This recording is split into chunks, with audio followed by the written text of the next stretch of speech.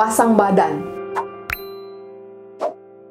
Itu yang sering orang lakukan jika merasa salah seorang anggota keluarganya dipojokkan.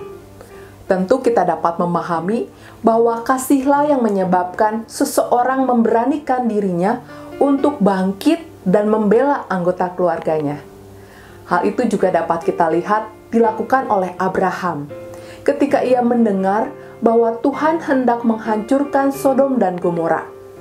Dalam Kejadian pasal 18 ayat 16-33 termuat percakapan Tuhan dengan Abraham.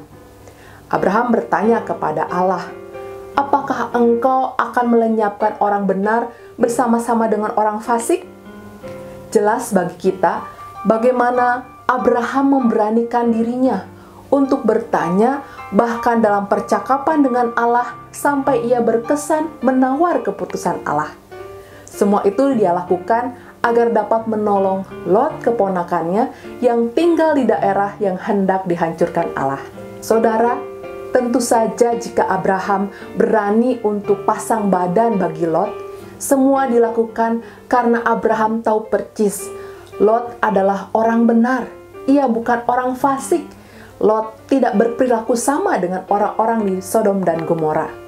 Hal inilah yang membuat kemudian sikap Abraham dapat dipertanggungjawabkan dan menjadi sebuah contoh kasih kepada kita semua. Akan tetapi, saudaraku, tidak selalu sikap pasang badan dilakukan secara bertanggung jawab.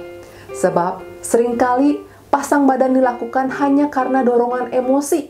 Secara membuta, seseorang membela anggota keluarganya. Hal itu dapat kita lihat dalam sikap ibu dari Yakobus dan Yohanes. Seperti yang kita ketahui bahwa pada saat itu terjadi pertengkaran di antara murid-murid Tuhan Yesus. Mereka memperebutkan posisi yang akan diraih ketika Yesus berhasil menjadi raja baru dalam kerajaan yang hendak didirikannya. Dan nampaknya pertengkaran itu diketahui oleh ibu dari Yakobus dan Yohanes. Yang menarik adalah sikap dari sang ibu pada waktu itu.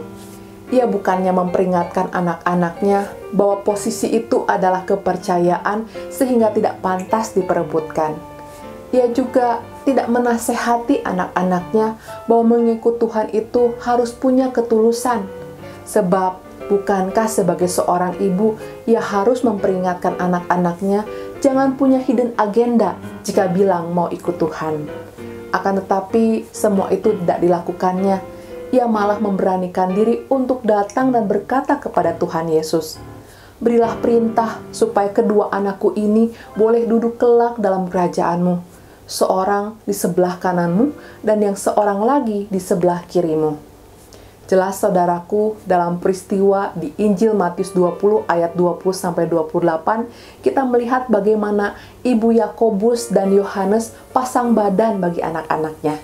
Saudara, sikap tidak bijak ibu Yakobus dan Yohanes dalam membela anak-anaknya ini menjadi peringatan untuk kita semua. Ingat saudaraku, jangan asal bela, jangan buru-buru pasang badan hanya karena emosi. Kita harus tilik baik-baik dulu persoalannya. Apakah anggota keluarga kita itu perlu dibela atau malah ia perlu untuk ditegur dan dinasehati? Sebab ingatlah firman Tuhan yang mengatakan, "Jangan kamu menyangka bahwa aku datang untuk membawa damai di atas bumi. Aku datang bukan untuk membawa damai, melainkan pedang. Sebab aku datang untuk memisahkan orang dari ayahnya, anak perempuan dari ibunya, menantu perempuan dari ibu mertuanya, dan musuh orang ialah orang-orang seisi rumahnya." Kiranya Tuhan menolong kita bijak dalam menjadi penolong bagi anggota keluarga kita. Tuhan Yesus memberkati kita semua. Amin.